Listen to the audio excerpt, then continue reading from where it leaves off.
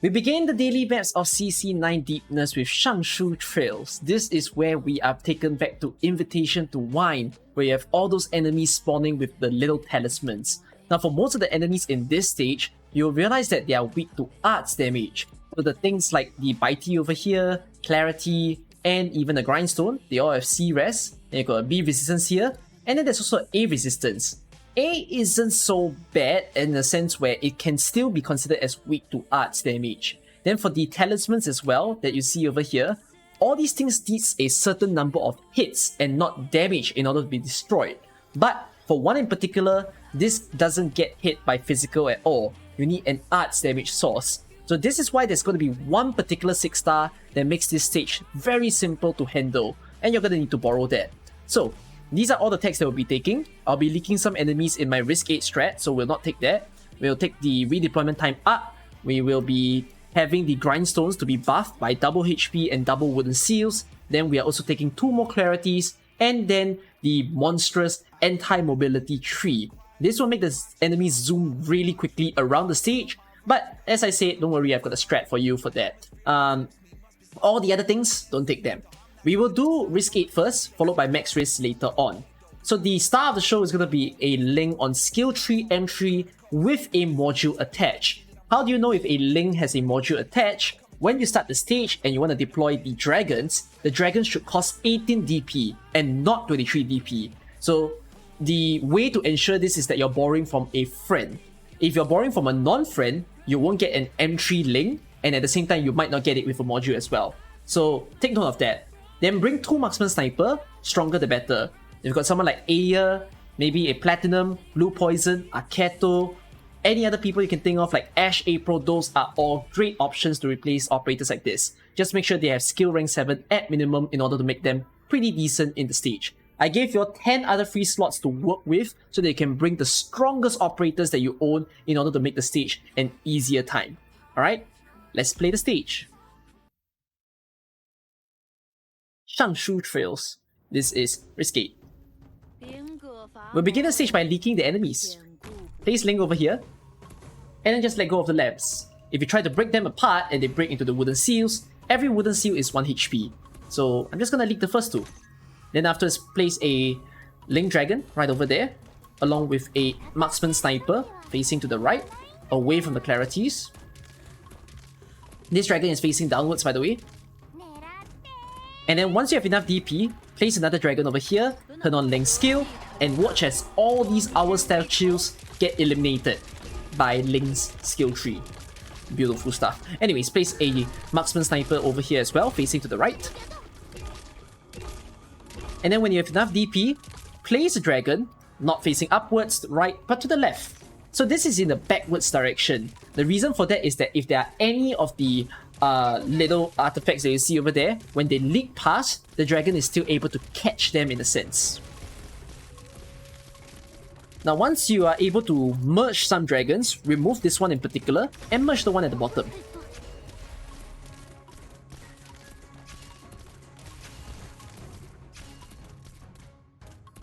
Alright, it's looking wonderful so far. Next up, use one of Ling's dragon to hold this guy right here and turn on Ling's skill in order to eliminate him, along with the vase that he is spawning with as well.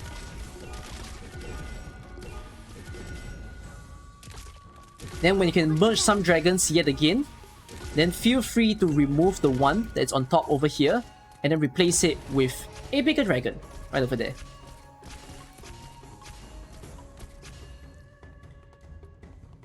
Alright, looking great so far.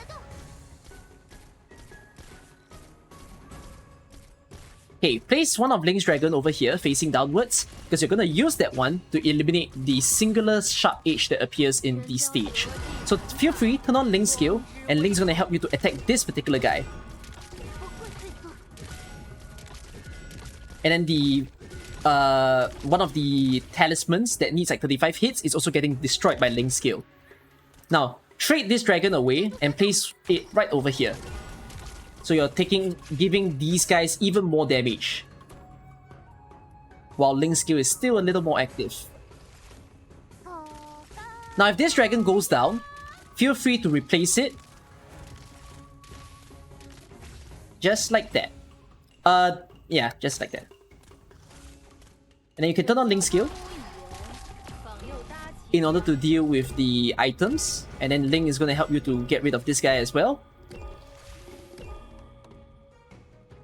Alright. Then we need to have one last vase to be eliminated. And then there you go. That's how you can clear today's stage pretty darn easily at Risky.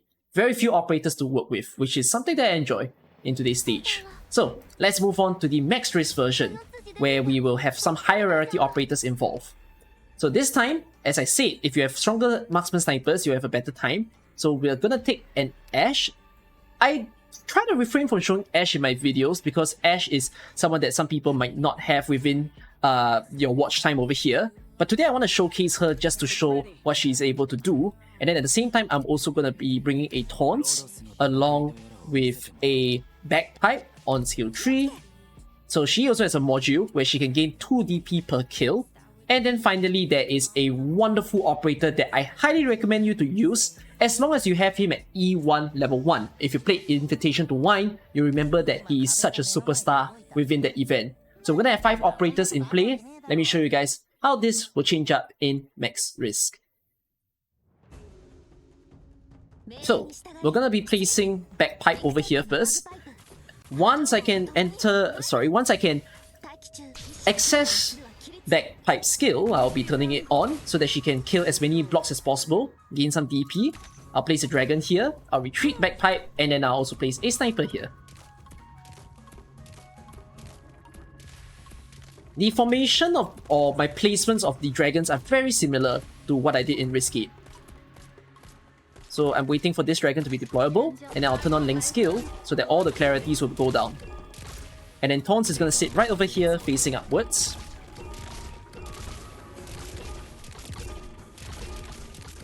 Looking wonderful so far. Now place a dragon here, facing to the back.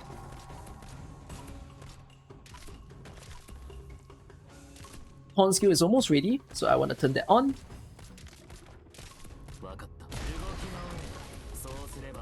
I can almost merge dragons soon. Alright, I can do that just now. Okay, and I'll place Ethan here, facing downwards. So I'm gonna leave Ethan there for a while. This is gonna ease the pain of trying to destroy all those little blocks that are spawning out from the enemies. Okay, one of the great things about bringing Ashe is that Ashe is able to stun this guy so that he doesn't hurt her. And at the same time, I don't have to place a dragon to hold on to him. So I'm using Ethan and Link's skill in order to remove that vase that can only be damaged by arts damage. Okay, I'm gonna retreat Ethan because I don't need him at the current point in time. I want to place Bagpipe here, so retreating Ethan so that I have enough deployment limit for Bagpipe. So Bagpipe is going to be dealing with the sharp edge that's spawning right about now. So instead of using a Link Dragon, I just gave her another purpose, in a sense. But I will still want to turn on Link's skill, because this thing needs a lot of hits, and Taunts is not going to deal with it on its own. So Link's skill is up in order to assist, and then turn on Bagpipe skill over there as well. Get rid of this guy.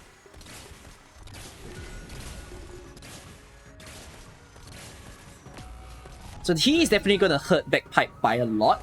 It's perfectly fine. I'll turn on Ashe skill to stun him for a little bit. This thing is gonna hurt.